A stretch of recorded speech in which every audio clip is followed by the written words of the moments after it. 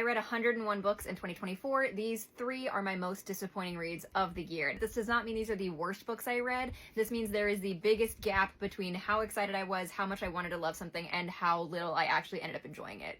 First up is A Tempest of Tea by Hafsa Faizal. This one hurts. This was one of my most anticipated reads of 2024 from the very beginning. If you go back to last year, like books I'm gonna go feral for videos, this was on there. I was so looking forward to this. I'm a big fan of the Sands of Adalia duology, and then I read this after more than a year of waiting for it, and it was just so boring. I have a dedicated review posted that I'll link in the caption below, but ultimately this book ends up feeling like a series of tropes written for trope's sake. It constantly treats the reader like you're stupid by painstakingly spelling out every single thing that's happening and giving the reader no time to come to your own conclusions or ever let the narrative speak for itself. It's very predictable because everything is so heavily telegraphed in this book, and there are tie-ins to both Arthurian legend, which genuinely doesn't make sense, and I'm curious if maybe it's supposed to make sense later in the series, and the previous Sands of Adalia duology, which was exciting at first and then became weirder as the book went on, and neither of those tie-ins I think work very well, and actually I think end up being a detriment to this book on its own. I was so excited, I wanted to love this, it's got a gorgeous cover, and ultimately just did not like this book.